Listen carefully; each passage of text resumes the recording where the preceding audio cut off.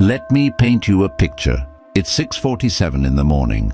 Your alarm goes off, and for a split second, just a fraction of a second, you have a choice. You can hit snooze, pull the covers over your head, scroll Instagram for 45 minutes looking at other people living their lives, or you can do something different. But here's the thing nobody tells you. That split second, that tiny invisible moment between the alarm and your decision, that's not just a choice about sleep. That is a vote for who you are, a vote for the kind of man or woman you're becoming. Every single day you are either building yourself up or slowly, quietly, painfully dismantling yourself. And most people don't even notice it's happening. Now, I want to ask you something, and I need you to be honest with yourself because nobody's watching. When was the last time you felt genuinely in control of your life?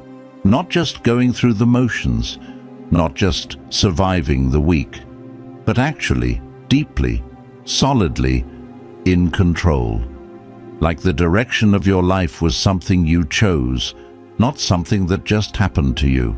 For most people, that feeling is rare, fleeting, like something they used to have, or something they've been promised they'll have once they get the promotion, once they find the relationship, once they lose the weight, once they finally have enough money. But what if I told you that that feeling, that groundedness, that unshakable calm, that quiet confidence isn't waiting at the end of something? It's a practice, and it's been documented, tested, and proven for over 2,000 years. What I'm about to walk you through isn't a motivational speech. I don't do that. This is a deep dive into 11 habits that the ancient Stoics didn't just preach, they lived. Soldiers used them on battlefields. Emperors used them running empires. Slaves used them to maintain their dignity when they had nothing else. And today, they are being used, quietly, deliberately, by the people who seem to navigate life with a kind of inner stillness that makes you wonder, what do they know that I don't? Now you're going to find out. Stick with me for all 11.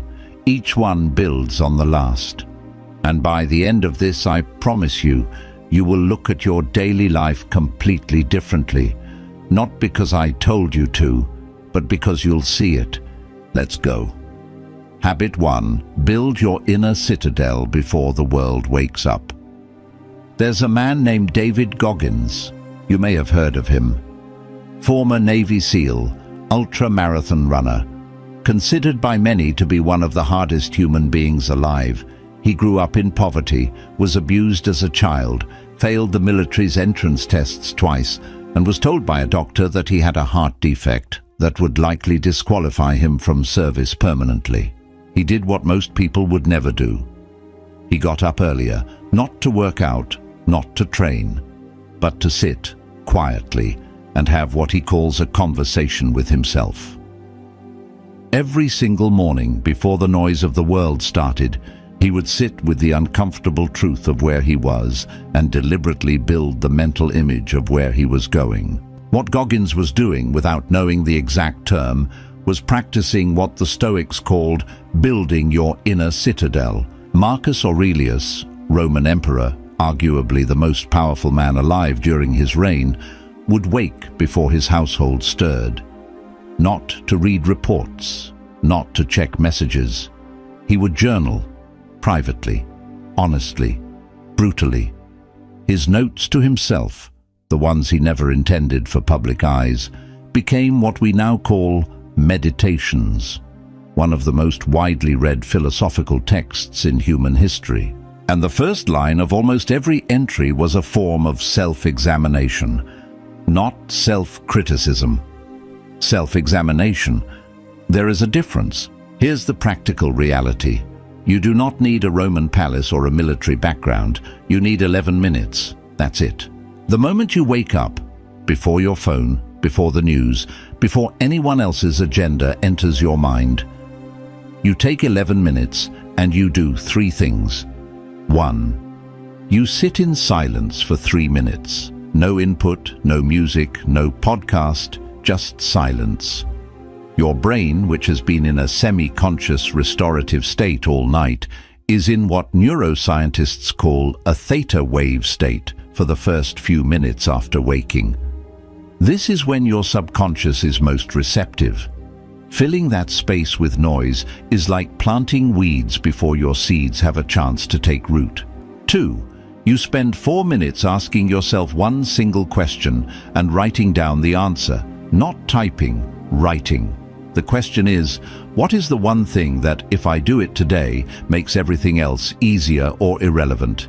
This is not a to-do list. This is clarity. This is prioritization at the deepest level. 3. You spend 4 minutes reading something that requires thought, not a news headline, not a Reddit thread, something that challenges you, a page of Marcus Aurelius, a chapter of Ryan Holiday, a passage of Viktor Frankl. You are feeding your mind before the world gets a chance to mess with it.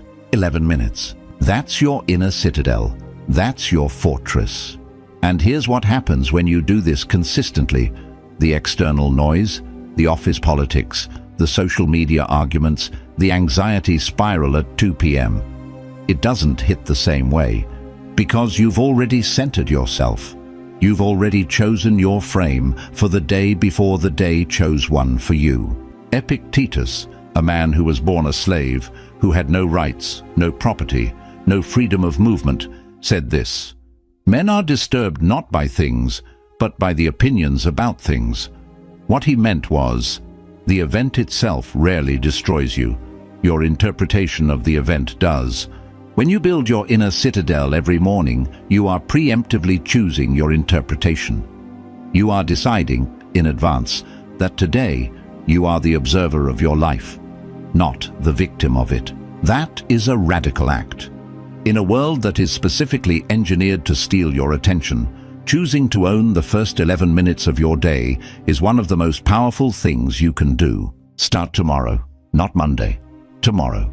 Habit 2. Dress for the person you're becoming, not the person you have been. In 2012, a team of researchers at Northwestern University conducted an experiment. They gave 2 groups of people identical white lab coats. They told one group the coats belonged to doctors.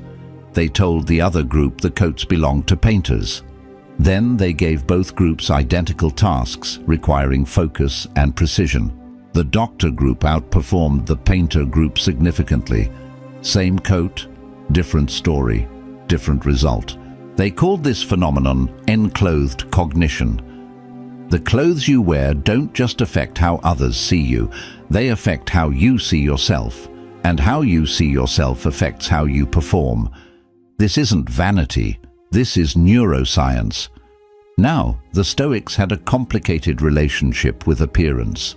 On one hand, Epictetus famously said that external things, wealth, beauty, social status, are not within our control and therefore should not be the source of our happiness. He was right about that. But Marcus Aurelius took a different view when it came to self-presentation as an act of intentionality.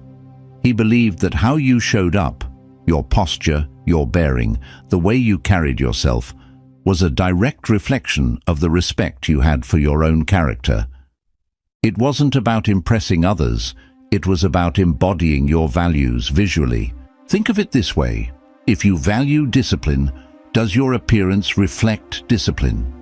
If you value strength, does the way you carry yourself communicate strength? If you value seriousness of purpose, does the way you present yourself to the world communicate that you take your purpose seriously? This isn't about spending money. Let me be very clear about that. This is about intentionality. There's a concept in behavioral psychology called identity-based habit formation, which James Clear popularized in Atomic Habits. The idea is this: instead of focusing on the outcome you want, focus on the identity you want to inhabit. And then ask, what would a person of that identity do? A person who respects themselves gets up and dresses intentionally. even if they're working from home, even if no one is going to see them. Because the act of dressing with care is not for the audience, it's for the mirror. It's the signal you send to your own nervous system. I am someone who shows up properly. Start with the basics.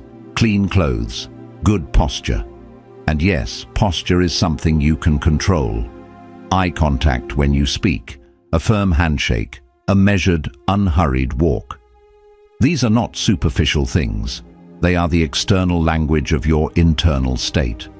When you align your outer presentation with the person you're working to become, you close the gap between aspiration and identity. And that gap, that distance between who you are and who you believe yourself to be, is where most of your anxiety lives. Close the gap. Start with what you wear. Habit 3. Train your face to lead your brain. In 1988, social psychologist Fritz Strack conducted what became one of the most replicated and most debated experiments in psychology. He asked participants to hold a pen in their mouth in 2 ways. One group held it with their lips, preventing a smile. The other held it with their teeth, forcing a smile-like expression. Then both groups rated the funniness of cartoon strips. The group forced into a smile-like expression consistently rated the cartoons as funnier. They weren't happier because of a thought. They were happier because of a muscle movement in their face. This is the facial feedback hypothesis. And while it's been debated and refined over the years, the underlying neurological reality has held. The emotional signals don't just travel from brain to face, they travel from face to brain.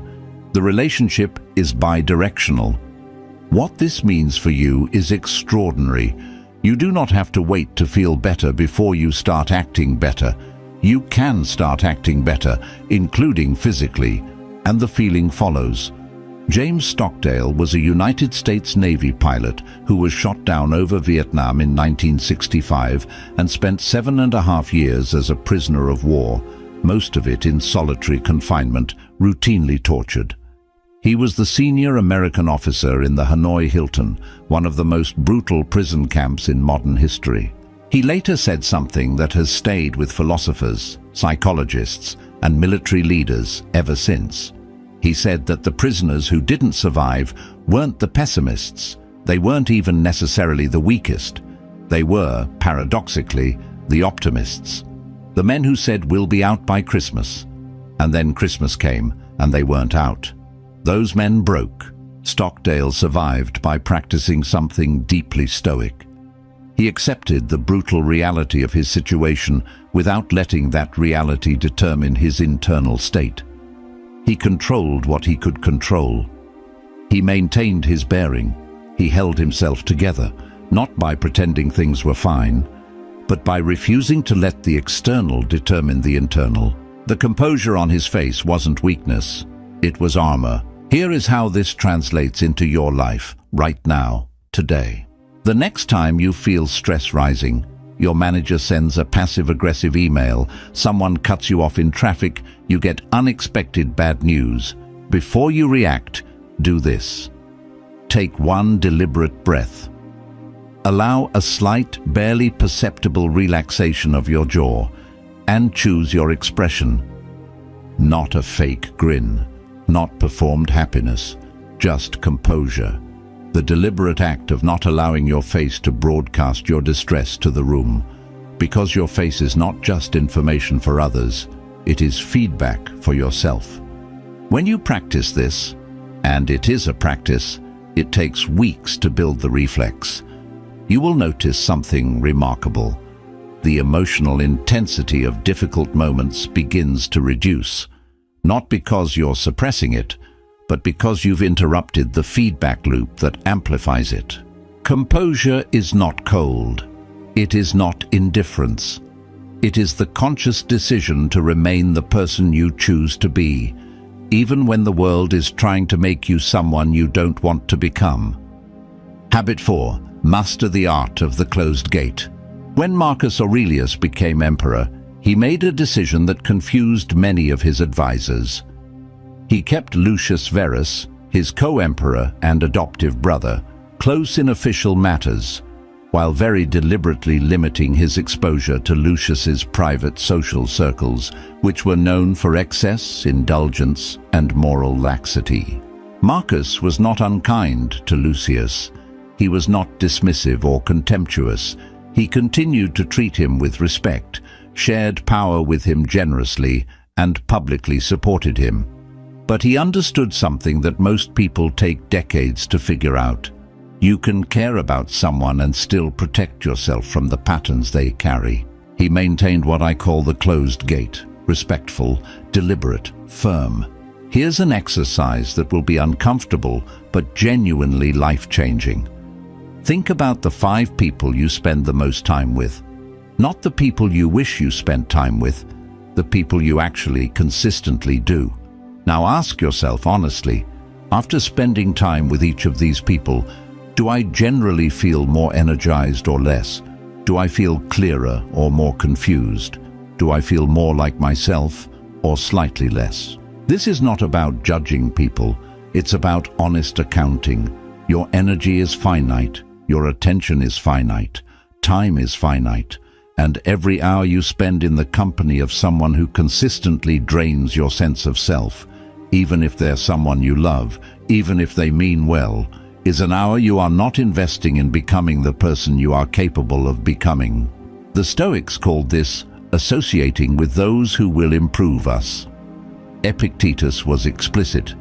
The company you keep has a direct effect on your character, not because people are bad influences necessarily, but because we are social creatures and we regulate our emotions, our ambitions, and our standards in relation to the people around us. You will, over time, become an average of the people you surround yourself with. Not metaphorically, neurologically. Your brain literally syncs to the emotional rhythms of the people you spend the most time with. The closed gate is not a cold shoulder. It is not ghosting. It is not cruelty. It is a quiet, firm, dignified management of your exposure. In practice, it looks like this. You reply to messages on your own schedule, not immediately. You decline invitations that conflict with your priorities without lengthy explanations or apologies. You spend less time in environments that feel like a step backwards and more time in environments that feel like a step forward. You are unfailingly polite, warm even, and you protect your time and energy as though they are the most valuable resources you own, because they are. One of the greatest things you will ever do for your relationships is be highly selective about which ones you invest deeply in. Spread too thin, you become mediocre to everyone. Focused and intentional, you become genuinely present and genuinely valuable to the people who matter most. Open the gate for those who deserve access to your time and your energy. Keep it closed, politely, firmly, without drama, for everyone else. Habit 5. Become the eye of the storm. In 2009, U.S. Airways Flight 1549 departed LaGuardia Airport in New York. At an altitude of approximately 2,800 feet, the aircraft struck a flock of Canada geese. Both engines lost thrust almost simultaneously. Captain Chesley Sully Sullenberger had approximately 208 seconds to save 155 lives. In the cockpit recording, you can hear his voice. It is measured. It is quiet. It is so calm that investigators later noted it was one of the most remarkable examples of professional composure ever captured in an aviation emergency. He did not yell. He did not panic. He did not catastrophize. He ran through his options with the precision of a man solving a maths problem. He landed that plane on the Hudson River. Everyone survived. Sullenberger was later asked how he managed to remain calm. He said it wasn't something that happened in those 208 seconds. It was the result of 40 years of building and maintaining calm under pressure, in training, in non-emergency situations, in deliberate mental preparation. The emergency revealed who he had been building himself to be. The Stoics made a distinction that most modern people collapse together. They separated the event from the experience of the event. The event, the crisis, the conflict, the setback, exists in the external world and is largely outside your control. The experience of it, how you interpret it, what meaning you assign it, how your body and mind respond to it, that lives inside you and is entirely within your control. Marcus Aurelius wrote, "You have power over your mind, not outside events. Realize this, and you will find strength." That's not a motivational poster. That is a functional operating principle for navigating reality. The Stoic practice for stress was called the view from above. When you're in the middle of a crisis, your perspective narrows. The problem fills your entire field of vision. The Stoics practiced mentally zooming out, first to the room, then to the city, then to the country, then to the planet, then to the cosmos, until the problem was placed in its correct proportion. Tool 1. Physiological reset. This is not optional. When your stress response activates, your prefrontal cortex, the part of your brain responsible for rational decision-making, partially shuts down. You literally cannot think as well when you're panicking. The fastest way to reverse this is through controlled breathing. Not deep breathing, controlled breathing. 4 counts in, hold 4, 6 counts out. The extended exhale activates your parasympathetic nervous system. Do this 3 times. You will notice a measurable shift in your mental clarity within 90 seconds. Tool 2. The naming practice. Psychologist Dan Siegel coined the phrase, "Name it to tame it." When you feel a strong negative emotion arising, name it precisely. Not "I feel bad," that's too vague. "I feel anxious because I'm afraid this situation is going to reveal a failure on my part, and I'm worried what that says about me." The act of precise naming activates your prefrontal cortex and dampens your amygdala response. You literally think better when you name your emotions accurately. Tool 3. The controllable list. Take whatever is causing you stress. Draw a mental line down the middle. On one side, what can I control or influence here? On the other, what is completely outside my control? Now, and this is the discipline, put your energy only into the left column. The right column gets 0, not a reduction, 0.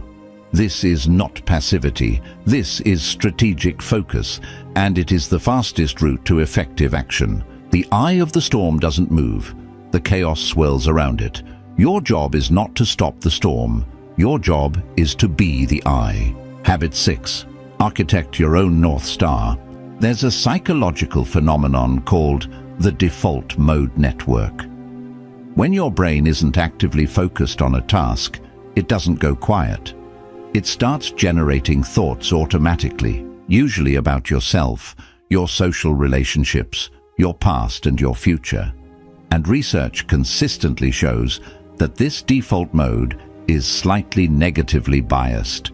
Left to its own devices, your brain will tend toward worry, comparison, and a vague sense of dissatisfaction. This is not a flaw. It's an evolutionary adaptation.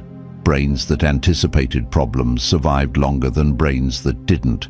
But it means that if you don't consciously give your mind a direction to move in, it will drift. And drift, compounded over years, becomes a life that feels like it happened to you rather than one you chose. Viktor Frankl spent 3 years in Nazi concentration camps, including Auschwitz. He lost his wife, his parents, his brother, and the manuscript of his life's work. He had every reason to collapse completely, but he observed something in the camps that changed his understanding of human psychology permanently. He noticed that the prisoners who survived the longest, and not just physically but psychologically, who maintained their humanity and dignity even in the most degrading conditions, were those who had a reason, a purpose, something that made the suffering meaningful in some frame, however small, a person they wanted to see again, a book they wanted to finish writing, a child they wanted to return to. He called this the will to meaning, and he concluded that a man can bear almost any how if he has a strong enough why. The Stoics called this living according to your logos, your reason, your guiding principle, your purpose. They believed that each person had a unique function, a role that was theirs to fulfill, and that the good life consisted of discovering that function and executing it with full commitment. Seneca, who was one of the wealthiest and most influential men in Rome, wrote frequently about the danger of spending your life pursuing things that other people told you were important. He wrote, "It is not that I am brave, but that I know the things which are not worth fearing, and the things which are." He was talking about the clarity that comes when you know what actually matters to you. Most people have never spent a single serious hour thinking about what they actually want from their life. Not what they're supposed to want, not what their parents wanted, not what their social group validates, but what they genuinely, uniquely want. And so they end up living borrowed lives. Here is a simple but unusually powerful exercise. Get a blank piece of paper. Write down, in 10 years, if I look back and feel deeply satisfied with how I lived, what would have had to be true? Not in terms of possessions or status, in terms of how you lived, what you contributed, who you became, what you stood for. Then write, what am I currently doing that moves me toward that version of my life? And what am I currently doing that moves me away from it? The gap between those two columns is where your architectural work begins. You cannot hit a target you cannot see. Your North Star isn't something you find, it's something you construct, deliberately, thoughtfully, and then you navigate toward it every single day, one decision at a time. Habit 7. Plant your flag and hold the line. In 1951, social psychologist Solomon Asch conducted one of the most disturbing experiments in the history of psychology. He put a subject in a room with a group of actors. They were all shown a series of lines and asked to identify which line matched a reference line in length. The answer was obvious, and the actors deliberately would give the wrong answer. Out loud, confidently. Over and over, ordinary people, knowing the correct answer, changed their answer to match the group. Just to avoid standing out. Just to avoid the social discomfort of disagreement, even when they knew they were right. 75% of participants conformed at least once. When asked afterwards why they changed their answer, many said they thought they must have been wrong, even though they weren't. This is not a story about weak people. This is a story about all people. The pressure to conform is one of the most powerful forces in human psychology, and if you are not actively, consciously resisting it, it is shaping your choices right now. Making your stand is not about being contrarian. It's not about arguing for the sake of it or making your identity synonymous with disagreement. The Stoics were very clear on this. Zeno of Citium, the founder of Stoic philosophy, was known for the quality of his listening before his speaking. He did not make his stand carelessly or impulsively. He considered, he evaluated. And then, when he had established what was true and what he believed, he held that position with remarkable stability.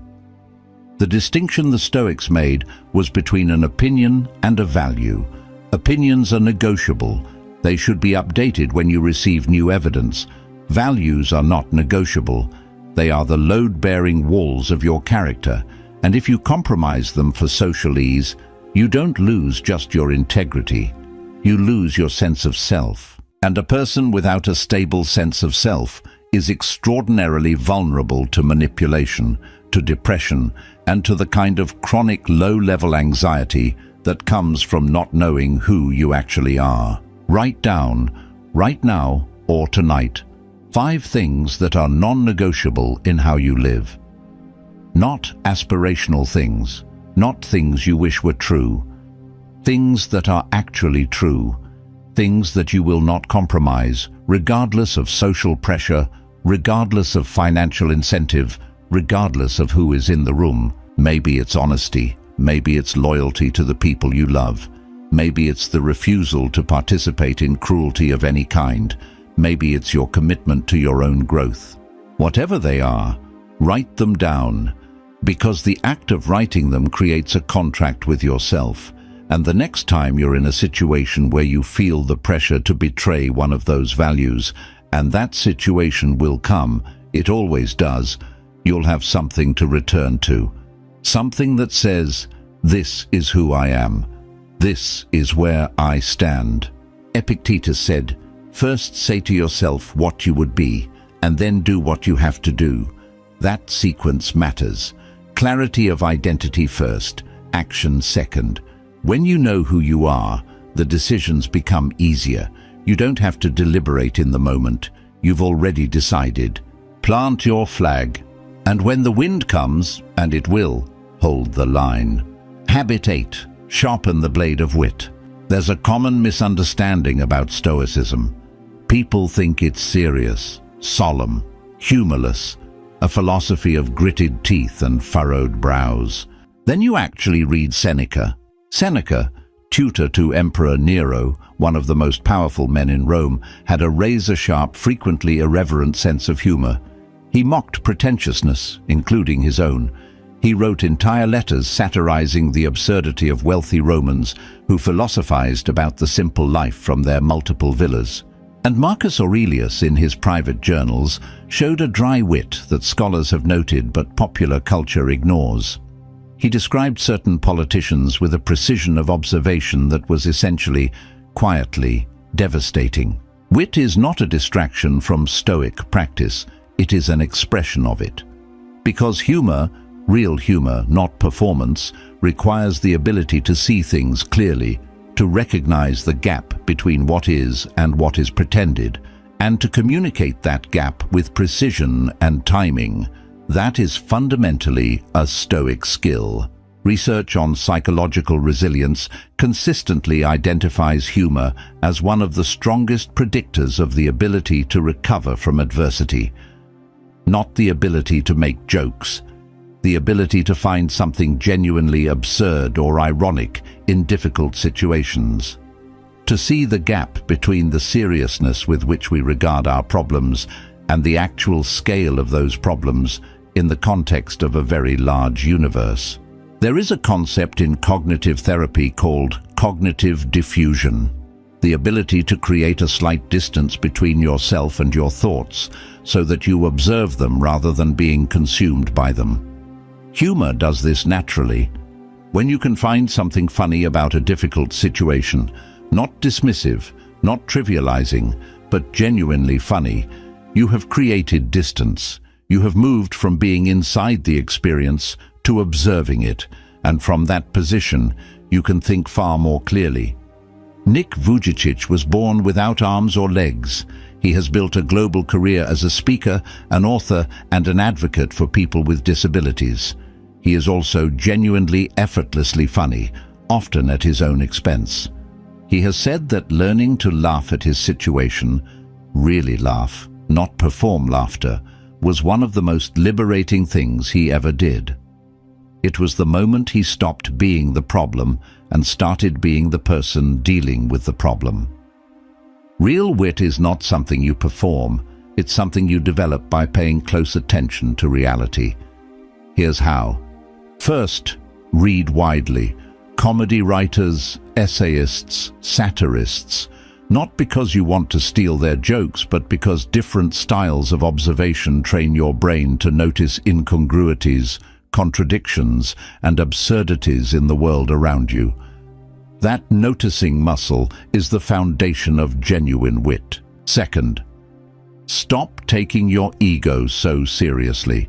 The quickest way to develop wit is to practice being genuinely self-deprecating. Not in a self-pitying way, but in the way of a person who finds their own limitations genuinely amusing rather than threatening. That security in your own imperfection is both the source and the signal of true confidence. Third, practice the pause. Wit requires timing, and timing requires the ability to resist the urge to fill every silence immediately. Learn to pause, to observe, to let a moment develop before you respond to it. The funniest and most insightful people in any room are rarely the loudest. They're the most observant. Sharpen the blade. It's sharper than most people realize. Habit 9. Give everyone the dignity they are owed and not 1 penny more. Here is something nobody says clearly enough. Respect and agreement are not the same thing. Respect and close friendship are not the same thing. Respect and unlimited access to your time are not the same thing. The Stoics practiced something they called cosmopolitanism, the idea that all human beings share a common rational nature, that we are all citizens of the same human community, regardless of geography, status, or belief. And from that shared nature flows a basic dignity that every person is owed, not because they've earned it, because they're human. That's a very different thing from what modern culture often confuses with respect, which is essentially unconditional positive regard, or the expectation that treating someone well means always agreeing with them, always accommodating them, always making them feel validated. Cato the Younger is one of the most striking figures in Roman history.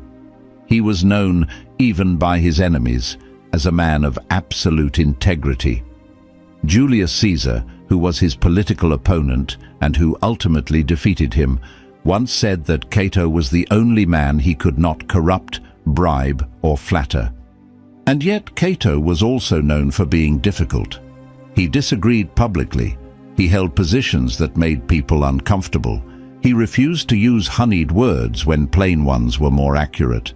He was deeply respectful of human dignity and deeply unimpressed by human pretension. He gave everyone their due. He gave no one more than their due. That combination, that precise calibration, is one of the most powerful social skills you can develop. Real respect starts with the willingness to listen. Not to respond, to listen. There is a difference so significant that most people miss it entirely. Listening means that for the duration of a conversation, you hold the genuine possibility that the other person has something worth understanding, even if you disagree, even if you've heard a version of this before, even if you think you already know what they're going to say. This requires a quieting of the ego that most people find genuinely difficult, because the ego wants to be right. It wants to have already known. It wants to respond before the other person has finished speaking, because responding is performing knowledge, and the ego loves performance. Listening, real listening, is an act of profound respect, and it costs you nothing except the ego's entertainment. Beyond listening, beyond time, return what you borrow, acknowledge effort, even when the result falls short. Say thank you and mean it. These are not soft skills, they are signals of character. People track them, always.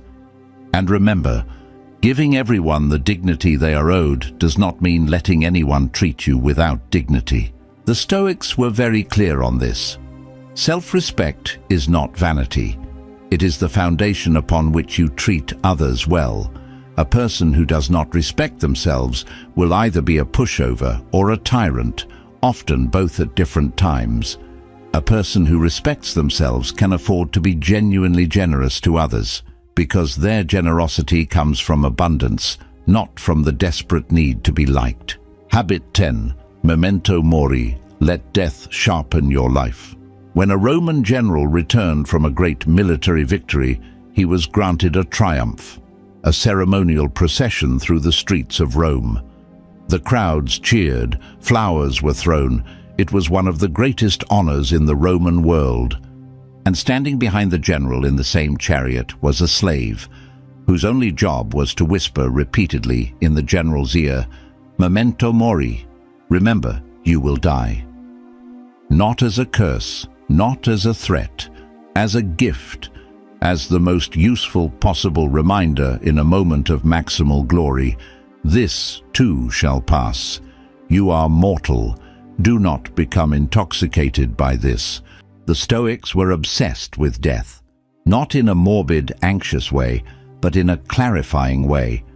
They practiced something called the negative visualization of death.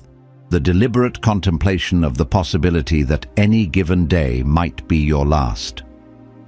Before you dismiss this as dark, consider what happens to your attention when you genuinely sit with that possibility for 60 seconds, genuinely, not performatively. The petty grievance you've been carrying for 3 weeks, does it still feel worth carrying? The conversation with your father that you keep postponing, does it still feel like something you can defer indefinitely? The goal you've been saying you'll start on Monday for 6 months, does Monday still feel like a safe assumption? Mortality is the great editor. When you hold it properly, it cuts through everything that doesn't matter with terrifying efficiency. Steve Jobs, who was famously influenced by Zen Buddhism, which shares many of Stoicism's insights on impermanence, said in his 2005 Stanford commencement address that asking himself every morning, "If today were the last day of my life, would I want to do what I'm about to do?" had been the most important tool in his decision-making for 33 years. That's not nihilism, that's precision. You don't need to spend your days fixated on death. That would be counterproductive. But a regular, honest engagement with your own mortality, even 5 minutes a week, will do more for your sense of purpose than most productivity systems combined. Ask yourself, if I knew I had 6 months left, what would I stop doing immediately? What would I start doing immediately? Who would I call? What would I forgive, including myself? The answers to those questions are not hypothetical. They are a direct map of what actually matters to you. And the things that actually matter to you are the things your life should be organized around. Memento mori. Remember you will die, not as a shadow over your life, but as the sharpest possible argument for living it fully now. Habit 11. Practice the evening reckoning. If the morning practice is the foundation, the evening reckoning is the architecture review. And almost nobody does it seriously. Seneca wrote in one of his letters, "I examine my entire day and go back over what I've done and said, hiding nothing from myself, passing nothing by." He did this every evening, without exception, not as an exercise in self-flagellation, but as what he called making peace with oneself. The Pythagoreans, whose tradition influenced early Stoic thought, had a specific protocol for this. They asked themselves 3 questions before sleep, every night. What did I do wrong today? What did I do right today? What could I have done better? 3 questions, in that order. The wrong first, not to punish yourself, but to ensure honest accounting.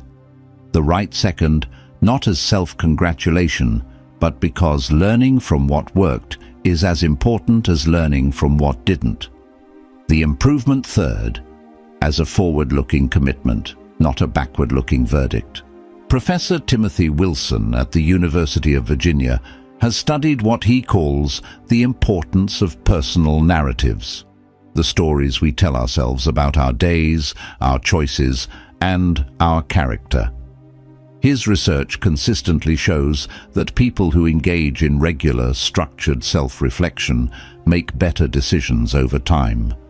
Not because they become perfect, but because they develop the habit of noticing the patterns in their own behavior. Most people are not aware of their patterns. They make the same mistake in the same type of situation repeatedly and experience it each time as though it's new and unexpected. Regular evening reflection breaks that cycle. It allows you to see yourself clearly enough to actually change. There's also a significant benefit to sleep. When you review your day before sleeping, consciously processing what happened rather than leaving it to your unconscious to work through chaotically during the night, you sleep better. Your brain has already done the emotional sorting. It doesn't need to use your sleep for that purpose. This doesn't require a lengthy journal. It doesn't require a specific format. It requires honesty and approximately 10 minutes. Tonight and every night this week, before you sleep, ask yourself 3 things. Where did I show up as the person I want to be today? Where did I fall short? And what specific, concrete thing will I do differently tomorrow? That last question is crucial. The reckoning is only as valuable as the adjustment it produces. An evening review that ends in self-criticism without forward commitment is not Stoic practice. It's rumination. The Stoics were not interested in guilt. They were interested in improvement. Close each day with honesty. Open each morning with intention. Do that consistently for 90 days and your life will not look the same. So here we are. 11 habits, not 11 ideas, 11 practices, things you can do, starting tomorrow morning, starting tonight actually, with the evening reckoning. Let me remind you what this is really about, because I want you to leave this video with the right frame. The Stoics were not interested in perfection. They were not claiming to have all the answers. Marcus Aurelius, the most powerful man in the world during his reign, wrote in his private journal about his own impatience, his own frustrations, his own failures to live up to the principles he believed in. Every single day he was trying. Every single day he fell short in some way. And every single day he tried again. That is the practice, not the achievement, the practice. You are not competing with anyone. You are not trying to become a different person. You are trying to become more fully the person that already exists inside you, underneath the conditioning, underneath the noise, underneath the fear of what other people think. These 11 habits are not a program. They're a compass. You don't follow a compass perfectly. You use it to find your direction when you get lost. And you will get lost. That's not failure. That's the human experience. The question is not whether you get lost. It's how quickly you find your way back. If you watched this entire video, congratulations. Not because you deserve a reward for that, but because you made a choice today to invest 3 hours in your own development rather than spending those 3 hours on something that would have left you exactly where you started. That choice matters. Don't underestimate it. Now the question is, what happens next? Tell me in the comments, which one of these 11 habits hit you the hardest? Which one are you going to start tonight? I read every comment. I want to know. And if this was worth your time, share it with one person who you think needs to hear it. Not for my numbers, because you actually think it would help them. That's the only reason that matters. Until the next one, stay grounded, stay sharp, and remember, you are always building something. Make sure you're building something worth standing in. Take care of yourselves.